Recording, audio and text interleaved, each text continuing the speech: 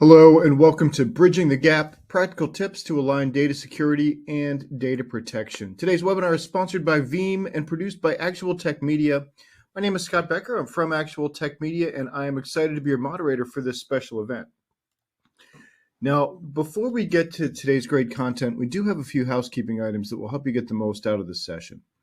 First off, we want this to be an informative event for you, so we encourage any questions in the questions box in your webinar control panel.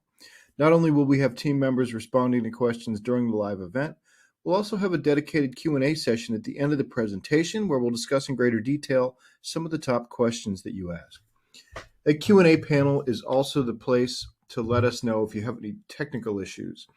A browser refresh will fix most audio, video, or slide advancement issues, but if that doesn't work, just let us know there in the Q&A and we'll provide further technical assistance. Second, in the handout section of your webinar control panel, you'll find that we're offering several resources, and I'd especially like to call your attention to links to register for the Veeam on Resiliency Summit, a link to the 7 best practices for ransomware recovery report, and the 2023 Ransomware Trends Report Executive Summary. So I encourage you to access those resources now and share them with your friends and colleagues. Now, at the end of this webinar event, we will be awarding a $250 Amazon gift card to one lucky registrant. Of course, you must be in attendance during the live event to qualify for the prize. Official terms and conditions of today's prize drawing can be found in the handout section as well. Just scroll to the bottom and you'll find the prize terms and conditions link there. And with that, let's get to today's fantastic presentation. It's my pleasure to introduce you to our speaker today. We have Jeff Reichert, who's Vice President for Solution Strategy at Veeam. So Jeff, the floor is yours. Hello, thank you for joining Veeam for today's webinar for our state, local, and education customers and other organizations. We're going to change gears a little bit today. We're not going to talk just about data protection, but we're going to talk about an issue that we frequently encounter when we work with organizations about their data protection and about their ransomware strategy. And that's how to get data protection teams better aligned with the folks who are running cybersecurity in your organization. Now, you might ask, and it would be a natural question, why does Veeam think this is an issue? What's the problem that we're actually trying to solve for this? I'm going to answer that question using a couple of pieces of Veeam research, and we'll refer back through the course of the presentation today to Veeam's Data Protection Trends Survey, which came out in January. It is an independent survey of over 4,000 organizations worldwide about what's going on, what's keeping them awake at night in data protection. And I'll use some statistics from Veeam's ransomware research. That is a separate survey of 1,200 organizations worldwide. And the only criterion that they needed to offer was that they had to have been hit once by ransomware in the previous year. Now, I'll say about both these surveys, they were done by a third-party company. So the organizations surveyed were not all Veeam customers. They were basically chosen at random. They did not know that it was Veeam doing the research, and we don't know the actual names of the organizations. We just know demographics like size, industry, location, etc. So let's dive in. Every year we ask organizations basically 2 very closely related questions. We say, tell us if you could choose everything that caused you an outage last year, everything that caused you downtime, choose that. And you'll notice on this table, that's the long bar that you see on the top of every individual question or cause of an outage. And then every year we ask, if you could choose only one cause of downtime, what was the worst outage that you suffered? Now, not really a surprise, unfortunately. What we found this year as last year was that cybersecurity events were the worst cause of outages. However, a change this year was that while last year government, state and local government and federal level governments listed cybersecurity incidents not only as the cause of their worst outage, but also the most common cause of outages, this year the rest of the market unfortunately caught up. And what we found is that it was the cybersecurity events as an outage cause were both the most grievous outage people dealt with and the most common outage people dealt with. So the security link there is pretty obvious, But let's dial in just a little bit. If we expand beyond just ransomware events, what we find is that a full 41% of the worst outages suffered by organizations when they could choose anything last year, so almost half, were caused by people either deliberately or accidentally deleting data, misconfiguring data, leading to corruption, etc. And you'll notice that the accidents, while that was accidental deletion of data or accidental misconfiguration, the deliberate destruction of data is not limited to some shadowy adversary who's broken into your network. Insider action, insider malicious activity is a definite concern, and it's something that we're going to be talking about more in the course of the presentation today, but it's something that you have to guard against.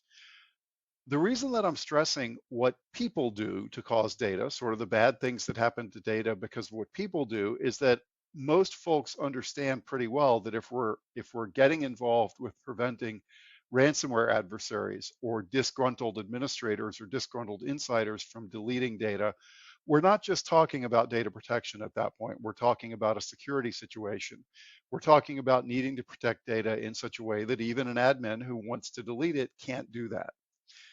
Now, that's a significant finding because in the ransomware trends survey, so again, that's the 1,200 organizations globally survey that we released in May, we also ask how well are we doing keeping backup teams and cybersecurity teams aligned?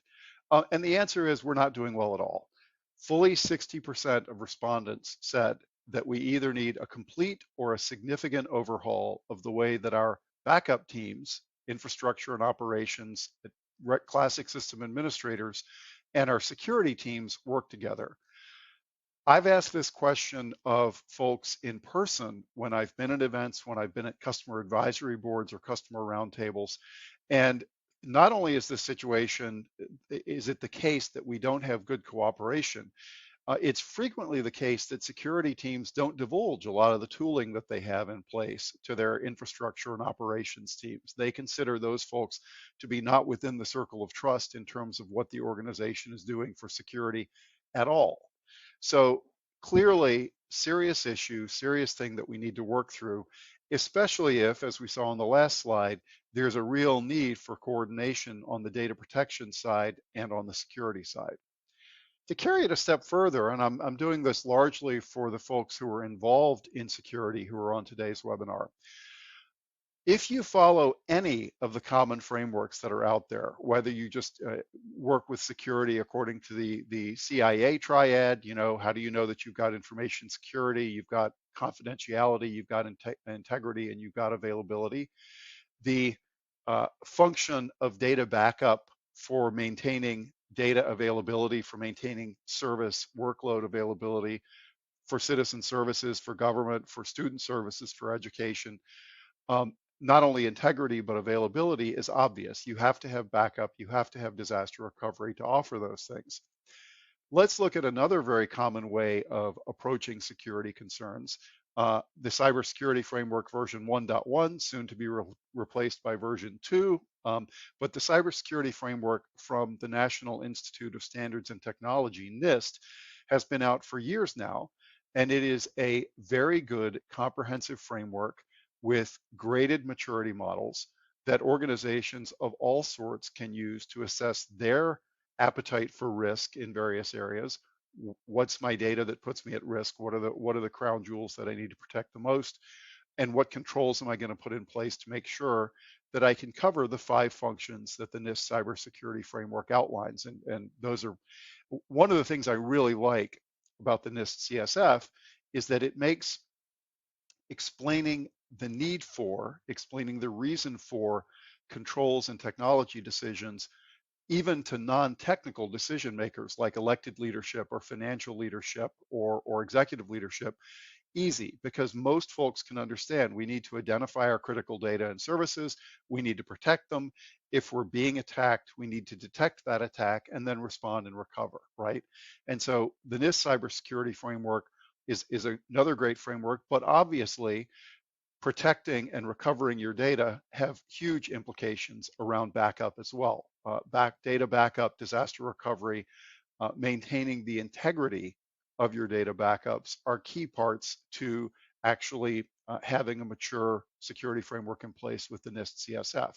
And if you're looking at the CIS controls, which are over on the right, you'll notice data recovery capabilities and data protection are foundational technologies listed there in the right column. So security professionals, the folks who make these control sets, these frameworks, have understood for a long time that data protection has to be part of a viable set of security controls. And because threat, either accidental or deliberate, by inside or parties outside our organization to data is such a real concern. Remember, 41% of the worst outages that organizations suffered last year were attributable to one of those four causes. It's really important that security and backup start working better than they do now. And I'll expand that because while of course backup is critical as a means to prevent bad things from happening, to prevent downtime, services becoming unavailable, to prevent data loss and corruption, backup has another use as well. If you think about backup and put yourself in the position of a threat actor for a minute, someone who has gotten on the network. It's a basic premise of zero trust security models that you tend to assume that threat actors are already on your network. If I'm a threat actor who's on the network and I have, for example, compromised backup admin credentials, which is a thing that can happen, and we'll talk more about designing around that in just a minute, what's one way that I could actually use that fact to do one of the most common things that ransomware adversaries currently do when they're on networks?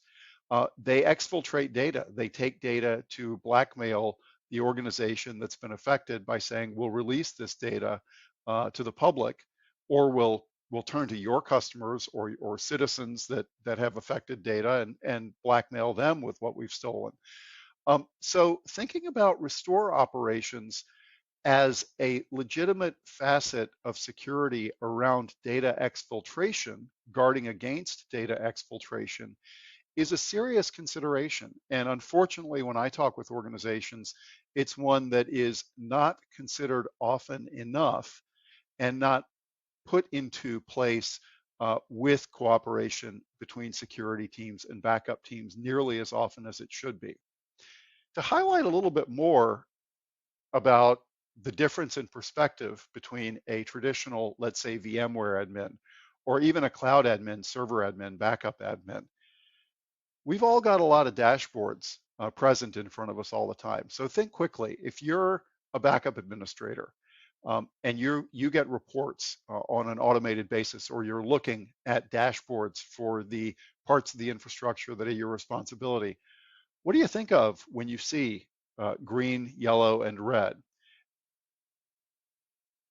And let's think, what does an admin think about this? And how would a cybersecurity person think about this? Well, I was a backup admin for many years. And when I got my automated reports that showed the status of my backup jobs, I was looking for green, yellow, and red.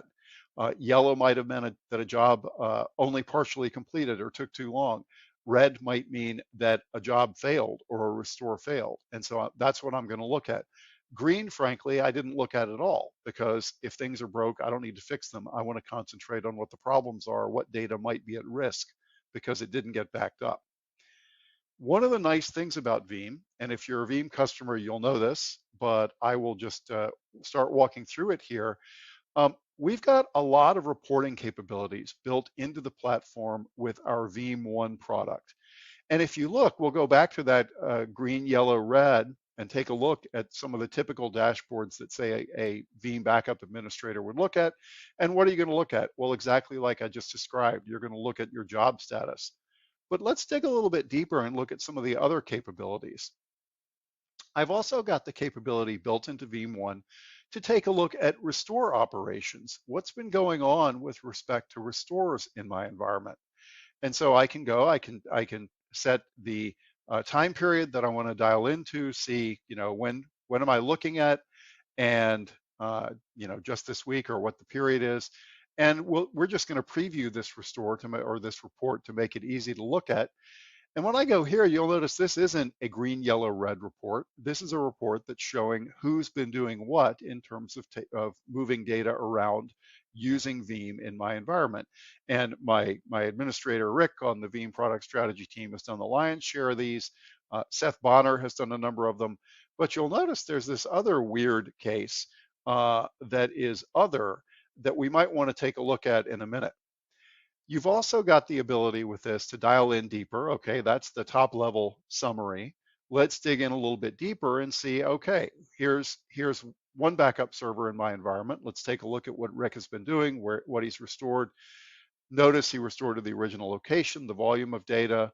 This is what he's got for this first restore. But let's take a look. We actually have one restore that Rick attempted for another backup server that had malware in it. Now, maybe if I'm a security person, I want to take a look and see why I have a restore that I'm doing in my environment that contained malware uh, that failed because it was a backup that contained, bad stuff in it. If we keep looking through this, we take a look. Oh, look, here's the other restore operator that we had. We have configured security such that a generic administrator has restore rights on that backup server, which I think any security professional in the environment is going to say is not what we want to do. We want our permissions to be explicit like they are for Seth Bonner here, like they are for Rick Vanover, and not just have everyone who's got admin or a generic built-in account like administrator being able to do restores. You'll notice we can also look at where those restores happened. Out of place restores might be a red flag. And even better, we have a variety of choices for how we output that, and we've got choices about scheduling it.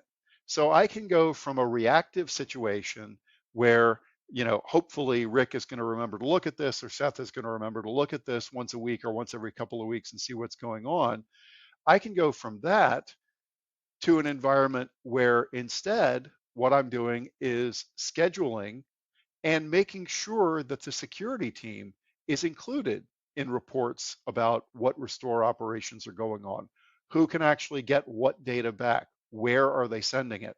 Is it possible that I'm reintroducing malware into my environment that maybe when I did an initial backup, there wasn't a signature for that strain, but then when I went to restore, malware was spotted on the restore and the restore failed because it had malware in it. Um, you'll notice that we've got a number of things that are listed here as the wrong way, and I mentioned some of them. The idea of a generic administrator account being able to do restore operations is a huge security red flag. We also need visibility from the security team, and a really good way to do that is first, of course, to make sure that we know every account that's operating and that we automate that process. And again, you saw with Veeam 1, that's really easy to do. We can schedule that restore operations activity report and see exactly who's sending data where. Is it going out of place? Does it have malware? What activity is going on? And one of the benefits of that as well, and this is huge for security professionals, is if I'm a security professional and I'm looking at these reports, I get an automated report and I see that folks who normally administer my backups like Seth and Rick are doing the normal restore operations that I would expect them to be doing. But then suddenly someone who I wouldn't expect to be doing restores is now in there doing restore operations. It might cause me to wonder, has this account been compromised? Do we have credentials that are being used in some way that's unexpected by this person? Has someone who's not normally a backup administrator somehow been promoted to being a backup administrator and is now doing restores out of place? All the kind of things that, again, if you think back to the red, yellow, green, if I'm a backup admin, seeing successful restores, that's green. That's not going to bother me. But in a security context, there are things there that even though it looks like things are working successfully, that I might want to look at. And so just a thought for your environment, if you're not doing this, if you don't have this kind of interconnect in place between your backup and infrastructure teams and your security teams, this is a good way to get them involved and to make sure that you've got a better connection than most organizations do.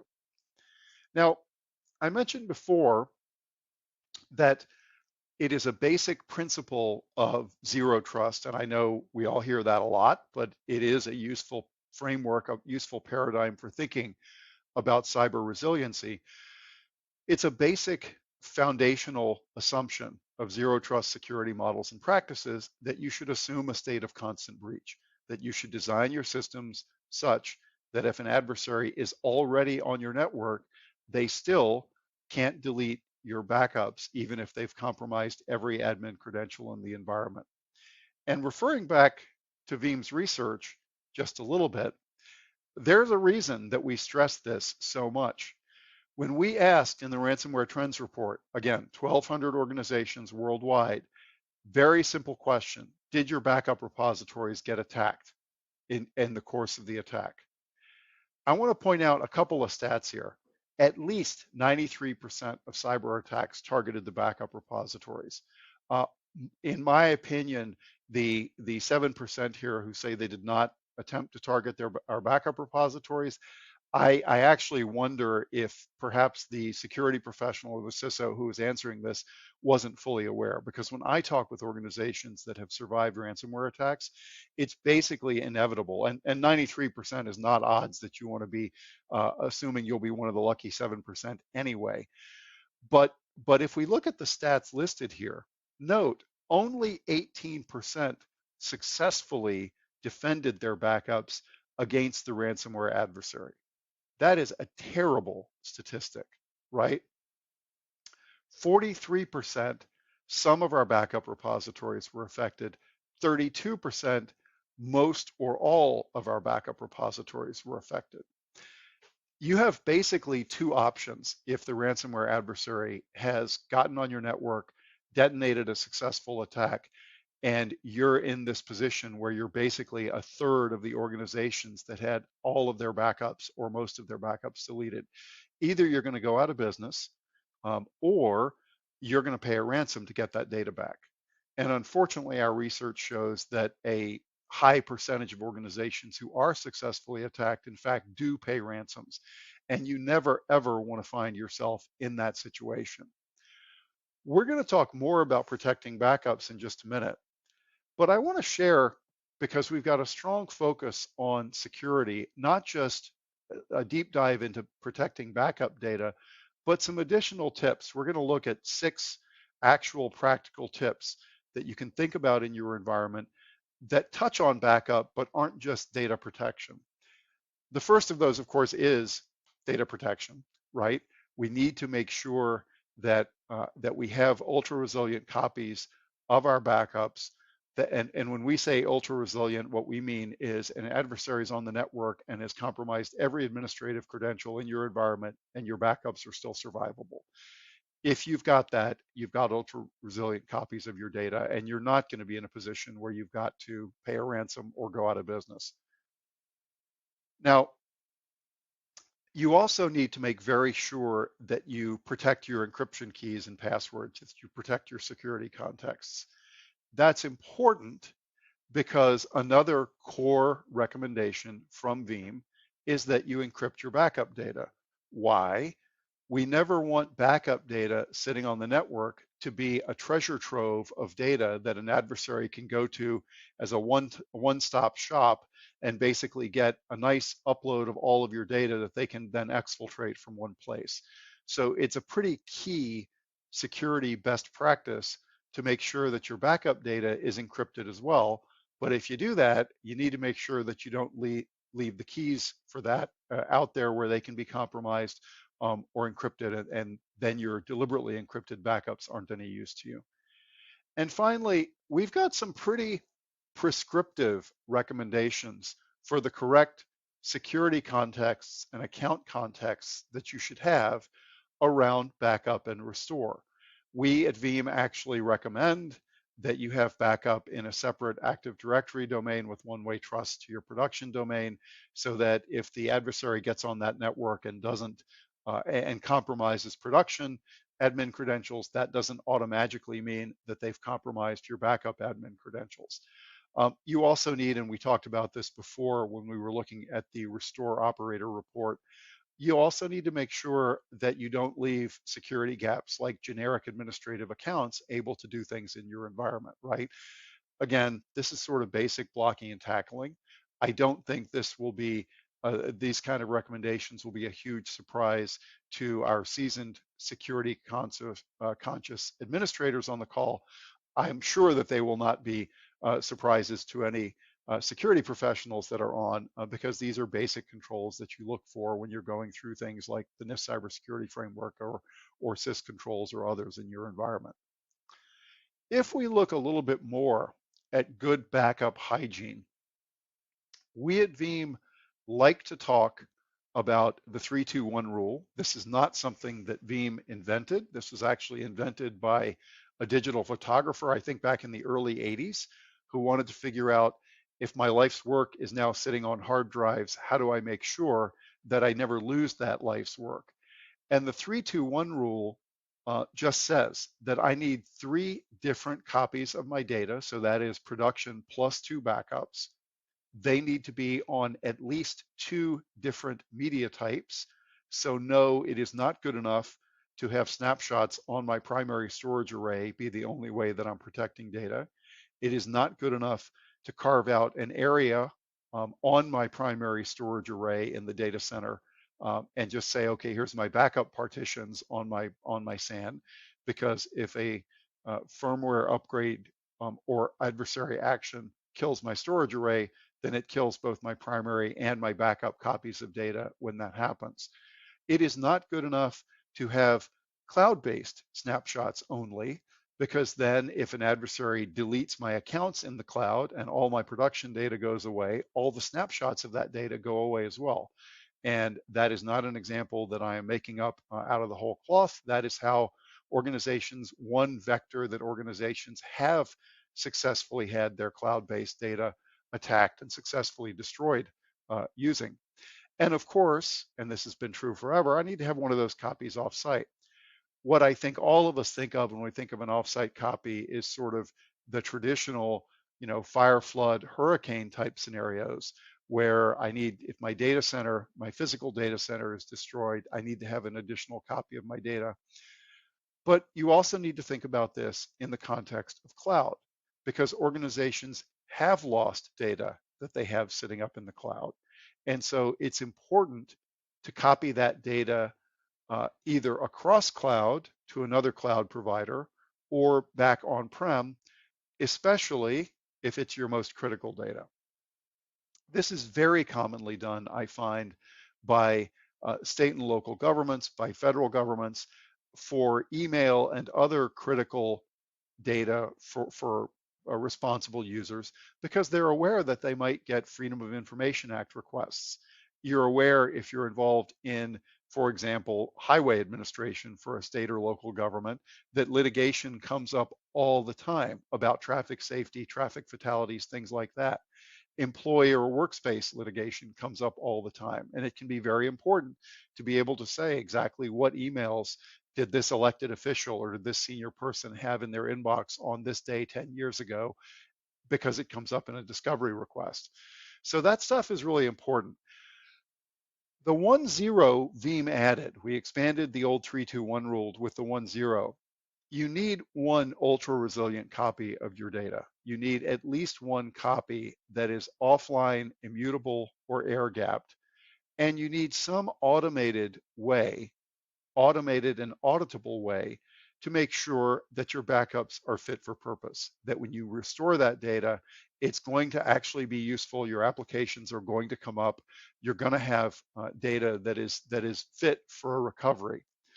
I'll also point out Veeam has a pretty strong stance on the idea, again, because we embrace zero trust, that you should go with any one vendor and trust that the mechanism that any one vendor is offering for immutability or air gapping is going to be enough, right? Saying trust us is not a very good prescription for a zero trust implementation of data protection in your environment. So trusting an appliance vendor, trusting any one vendor that tells you we've got immutability, your data is protected, is probably not the best practice. What you should have instead is multiple resiliency domains that are secured uniquely from one another. If you look at cloud-based immutability, object lock in compliance mode is a long-time industry-tested protocol for S3 and S3 compliant storage. Veeam has the ability with our best practices analyzer, which in our next release is going to be rebranded as our security and compliance analyzer, to let you know if you don't have immutable copies of your data in Veeam backups, right? And obviously you need to make sure that data is encrypted. And I'll return once again, uh, it is probably advisable not to have a single storage vendor that you're relying on their data protection mechanism to give you all the recovery that you need, because you might be setting yourself up for failure. Again, assume a state of constant breach, assume that maybe the admin credentials for that environment have been compromised. What am I going to do even if that happens? Again, because this is a basic Veeam uh, standpoint that you need this 32110, we give you a lot of ways to do it. We believe in meeting organizations where they are.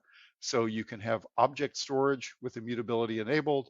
You can have multiple types of write once, read many storage, including obviously tapes that are taken out of the library and sitting on the shelf or sent off site.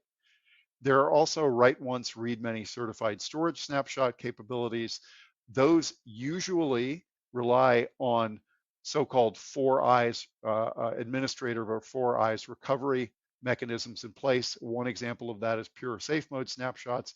You can't actually delete those snapshots without multiple people being involved. I'll give you another quick teaser about the next version of Veeam that's coming out, version 12.1. We will be including some four eyes authentication uh, factors into the Veeam console for certain destructive operations like deleting repositories or changing retention periods or removing workloads from backups. If you prefer getting backup provided to you as a service, Veeam has 10,000 active service provider partners worldwide that can use Cloud Connect with insider protection to make sure that even administrators in your organization can't delete data that you need to reach out and have the security context of the service provider. We also have, by the way, Veeam hardened Linux repository that's been in the product for a couple of versions now.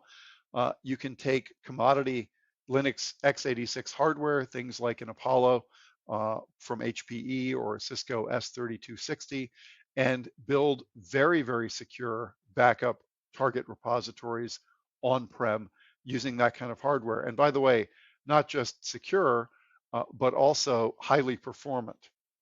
Now, storage level snapshots, the last one that's sitting here, are useful, or fiber channel replication.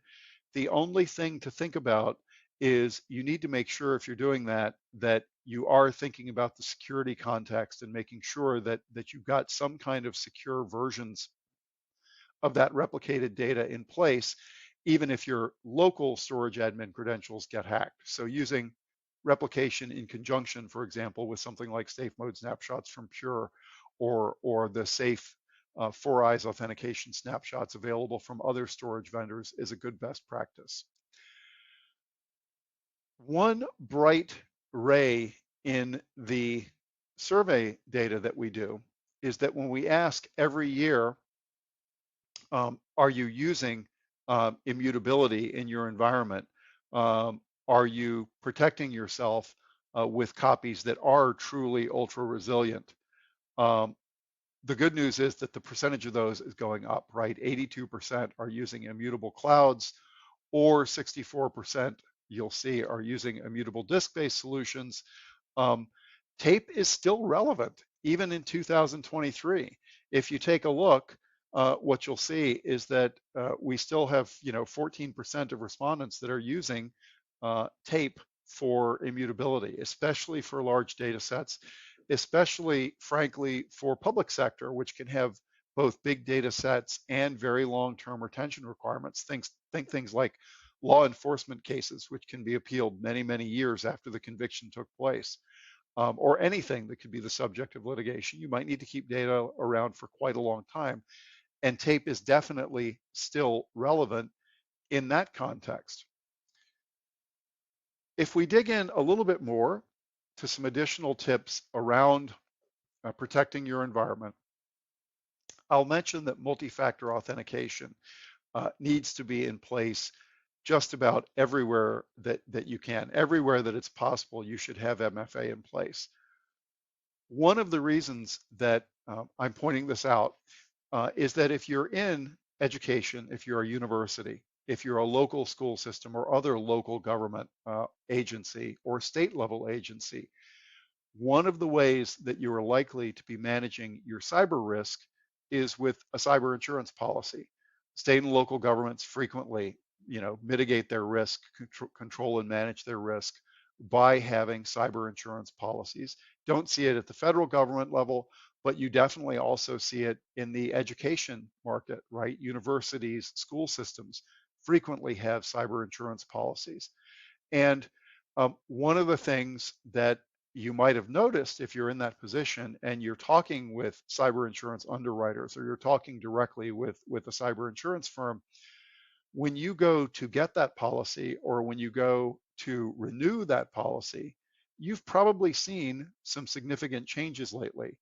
And one of those changes is that cyber insurers are getting very prescriptive about the kinds of IT security controls that they expect to see in place in your environment.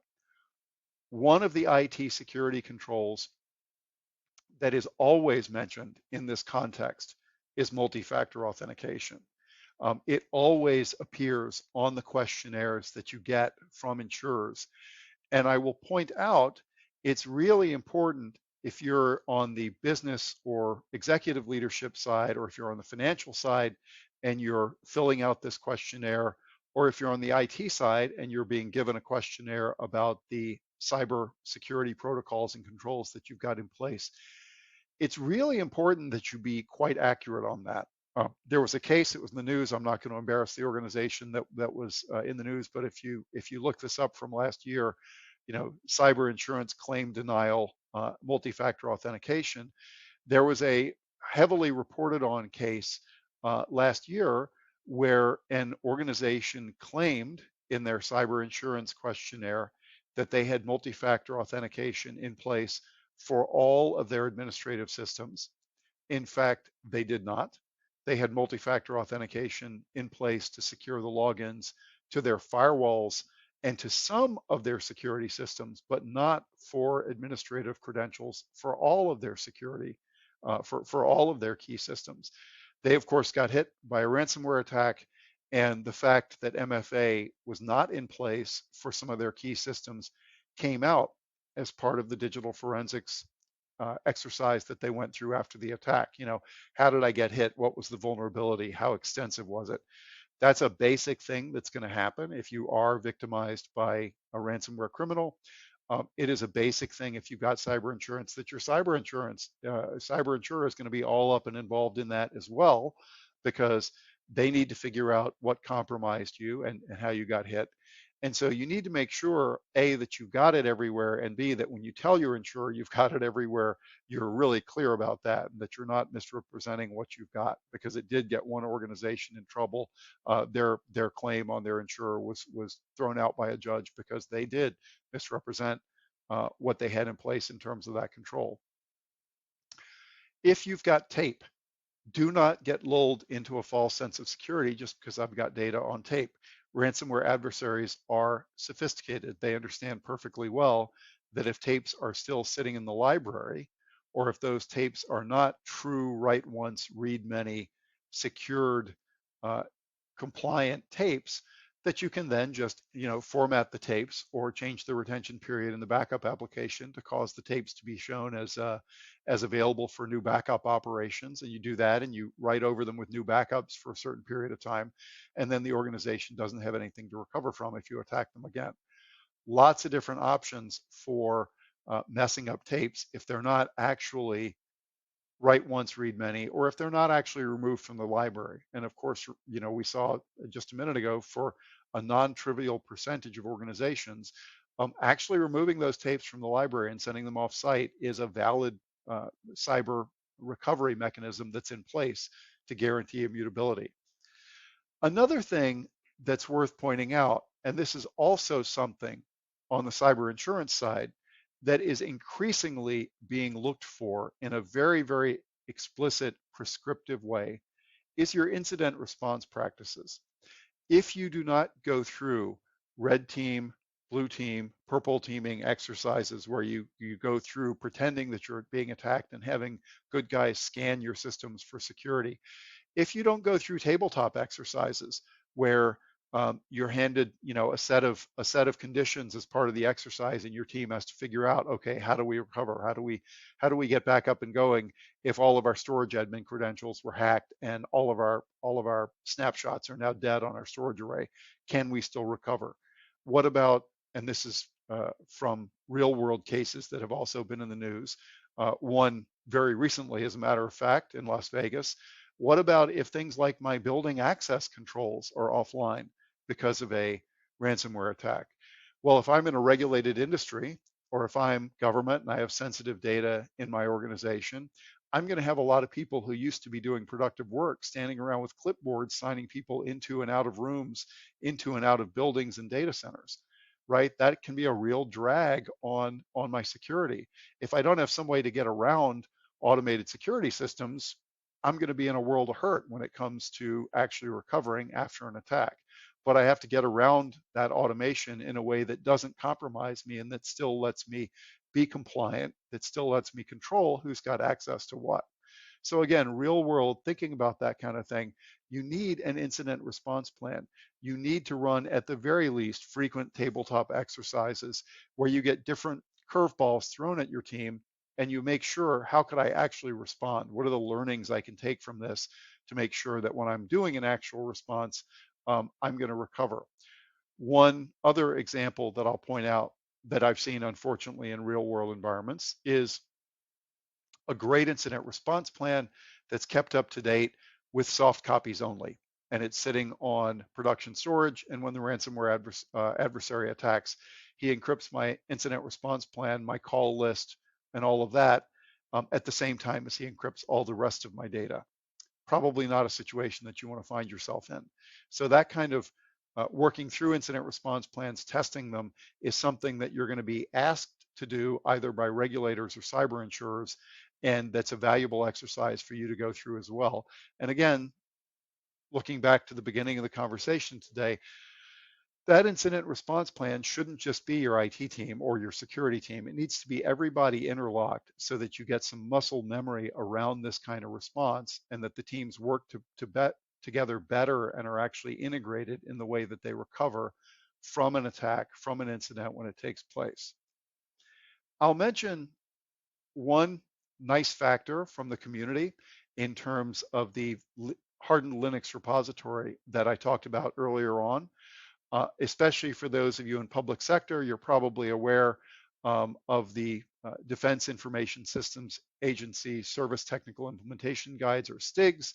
Those are very frequently updated sets of hardening activities that you've got to do on different kinds of components in your environment. It varies by Linux or Windows, it varies by database platform, et cetera. There is actually an automated installer at this point in ISO that will set up the Veeam Linux hardened repository up to date with the most current disastigs for Linux environments. So if you want to make that easy on yourself, you can actually do that setup from an ISO if you want, a very secure on-prem repository using commodity x86 hardware. You can see the URL here. If you're a Veeam administrator and you haven't checked that out, I would encourage you to. It's kind of a cool thing. It's community supported right now, but it's a cool thing that's out there on a secure GitHub repository. So take a look. Now, circling back, we mentioned at the beginning that security teams and backup teams aren't working together, that they know they need a complete overhaul. Well, Veeam isn't a security or backup team, right? We're a vendor. We're providing third-party tools for you to use in your security and your data protection activities. But when we ask every year, if you had to tell us, what would you say modern data protection looks like? If you were looking for a solution that's going to actually be modern in terms of protecting your data, what we found, if you take a look, is that integrating data protection with a security strategy is top of the list in terms of the most important consideration that folks are looking for. And we looked earlier at a way to automate backup reporting and to make it relevant in the security context. You'll notice that embedding and automating backup and recovery tasks as part of systems management, as part of APIs and security frameworks, is number 2 on the list in terms of importance. So those top 2, we've heard loud and clear from you in your environment that if a backup tool is going to be relevant for you, it needs to be able to be integrated with your security and with your automated systems management practices. And so I hope if you weren't familiar with some of the ways that Veeam can help around that, that what we've talked about today shows you at least a little bit more about it. The goal, of course, is that Veeam wants you to be able to take the threat completely out of ransomware. We need you to have true ransomware resilience. We need you to have true, reliable ransomware recovery. And again, sticking with the theme, that requires planning. The fact is, if you approach ransomware resiliency from a zero trust model, backup is your best line of defense against ransomware. And it fits very well in one of the cybersecurity frameworks that I talked about. It fits in all of them, but I'll just pick one here today. The NIST cybersecurity framework. You remember I mentioned those 5 functions. Identify, what do I have? Well, in a backup context, what does that mean? I need to identify what are the crown jewels. What can I not afford to lose? From, for example, if I'm a healthcare provider, what's my secure healthcare patient information that I really can't afford to lose because I'm regulated, right? Because I have regulators and compliance regimes that I have to be responsive to. How do I back up? How do I protect that data? Can I detect if my backups are being attacked? Can I detect other bad activity that's going on? Like, for example, out of place restores by people who don't normally do restore operations in my environment. And then do I have the ability to respond, to restore that data rapidly and accurately? And do I have current tested disaster recovery plans that are automated? It probably will not surprise you that Veeam's got very good solutions in all of these areas. And if you'd like to learn more about what we can do, I would encourage you very strongly to register, and the link is right here, the Veeam on Resiliency Summit link that you can see on the bottom right here. I would encourage you to register for the Veeam on Resiliency Summit that's coming up in just under a month here, October 24th and 25th. It will have both keynote and technical breakout tracks. There will be multiple tracks, and there will be a very strong focus both for Veeam partners and for Veeam customers or organizations considering Veeam on true cyber resiliency. On ransomware resiliency, we'll be talking more about Veeam's ransomware recovery guarantee, and there's going to be a lot of content. You don't have to devote a whole day to it. It is virtual only, and it's going to take place in 2 blocks over those 2 days, October 24th and 25th. So if you'd like a lot more, a strong preview of the next release of Veeam, as well as a whole lot of other stuff, please do register at the link on this slide for that summit. And you can dial in and hear from a lot of Veeam technical experts about what you can look forward to, what's already in the product, and what's coming in the Veeam product suite in the next release. So that's about 45 minutes. We deliberately did leave time for some questions here, so we'll address those here at the end. I hope that you've been using the Q&A and chat functions to do that. I'll address those. We've got some time, so please don't be shy. If you've got questions about Veeam, if you've got general questions about cybersecurity and resiliency, also put those in, and we'll either get an answer for you today during the webinar, or we'll get back to you afterwards with an answer to your question. Thanks very much for joining us. Really appreciate your time.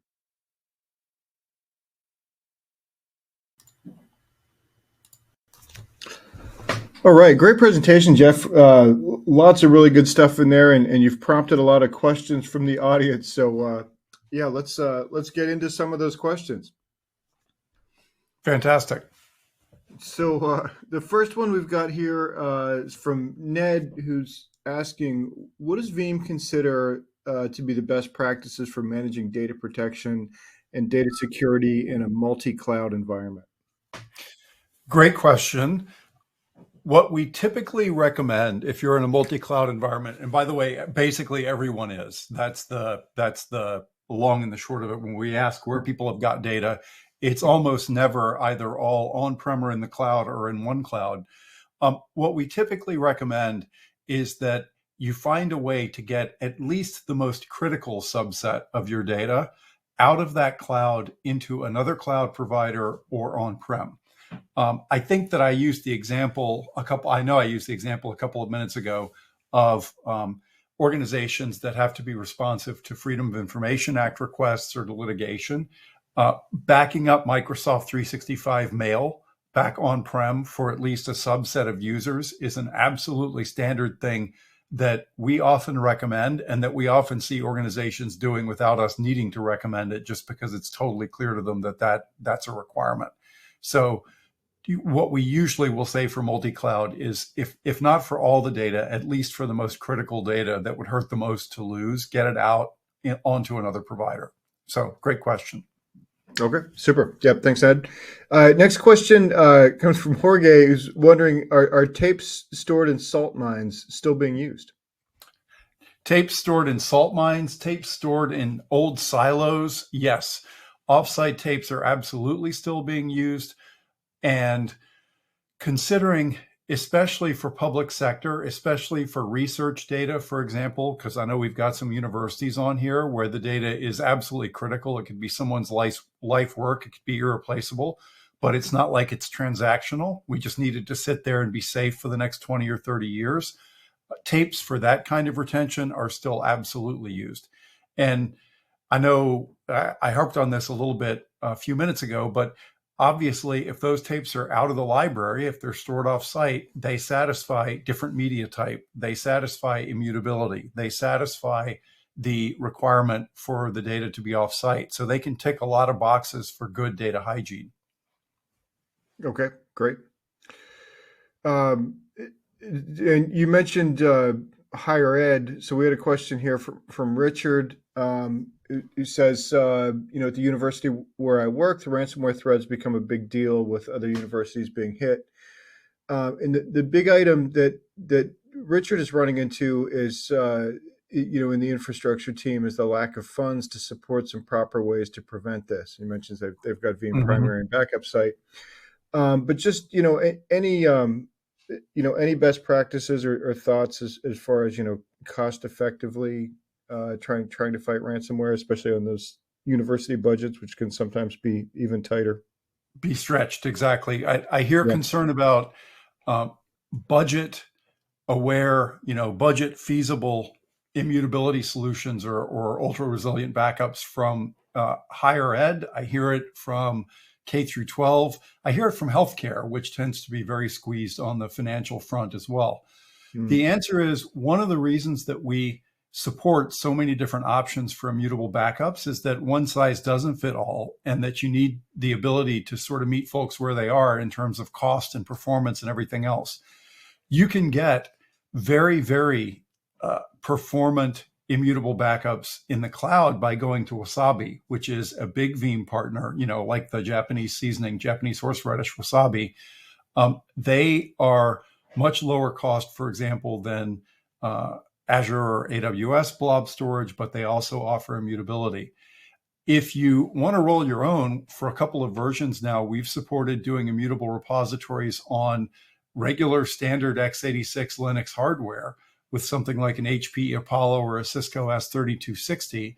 You have to configure it right, but if you configure it right, disable remote administration, so you've got to be at the keyboard to administer it, that can be just as secure as something sitting up in the cloud, because obviously it'll be proof against someone on the network hacking into it. So there are a lot of options. It is one of the things that distinguishes us from some of the appliance vendors out there who are one size fits all. And, either you buy their appliances or you don't have a solution from them. We don't force that decision, but great question. Okay, super. Next question comes from Dan, who wants to know when is version 13 coming out? Okay, so the next version that will be released is version 12.1 that is scheduled for release before the end of the year. and it is going to have some pretty exceptional marquee features. I'll just list one of the non-security related ones first, and that is that because we've been asked for this so much by customers, we will finally be supporting Veeam for backing up object storage, not for just backing up to object storage, because we have a lot of customers who have mission critical data sitting either up in the cloud or on-prem in object storage, and they want to back that up. The other features that are going to be added are overwhelmingly security related. We will be adding, for example, some four eyes authentication. So sort of like I mentioned before, like the nuclear launch, two keys have to turn simultaneously from two people in the room to launch the missile.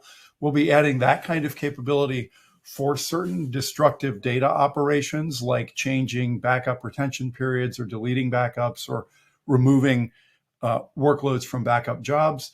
We are also going to be doing a ton of integrations, both with security incident and event management platforms out there, but also giving the generic ability to implement, to integrate with things like Splunk via syslog and with SIMS via syslog. We'll be adding ServiceNow integration. We'll be adding huge capabilities around additional methods for ransomware and encryption detection in the backup stream. And that's just a small subset. So if you're interested and you're a Veeam customer, or you want to reach out to Veeam, the beta for 12.1 is publicly available now. You will need to reach out to your Veeam systems engineer, your Veeam account team, so that they can get you that download. But that is available now, and you can actually, install it in your lab and see some of those features firsthand. Okay, super. A lot of great stuff there. Yep. We had a question from John who wanted a link so it could be copied and pasted. So I just wanted to give a quick reminder to everybody. In the handout section of your console, there are 3 links from Veeam. One is to register for the Veeam on Resiliency Summit. There's one for 7 best practices for ransomware recovery, and there's one for the executive summary of the 2023 ransomware trends report. So just be sure to grab those if you're interested here in the final minute of the presentation. Jeff, with those resources mentioned, as far as next steps for people, what do you recommend for people who want to check out Veeam or get started with you guys? Take a look at those resources. I will mention, if you want to kick the tires, Veeam has forever made it easy to download and test fully featured software for free. We have supported Veeam Community Edition forever. Now, truth in advertising, that is deliberately limited to a small number of workloads, like a lab environment or something like that. But you can actually go to Veeam's support website, create an account, and download Veeam and test it out in your lab environment right now, if that's what you want to do, and get started with it. And like I say, if you're already working with a Veeam account team, you can also easily reach out to them if you'd like to get started with the beta of 12.1. Great questions. Okay. Thanks so much, everyone. Yeah, and Jeff, it's always great to have you on. Love the summaries of the great research that Veeam does. So wide ranging and really informative. Thanks for the presentation. Wonderful. Thanks a lot. All right, and before we wrap up here today, we do have one more piece of business. It is the Amazon gift card prize drawing. The winner of the $250 Amazon gift card today is Sean Flowers from Texas. So congratulations to Sean Flowers. We'll be in touch to get you your card. And with that, on behalf of the Actual Tech Media team, I want to thank Veeam for making this event possible. I want to thank Jeff for a great presentation. And thanks as always for attending and for your fantastic questions. That concludes today's event. Have a fantastic rest of your day.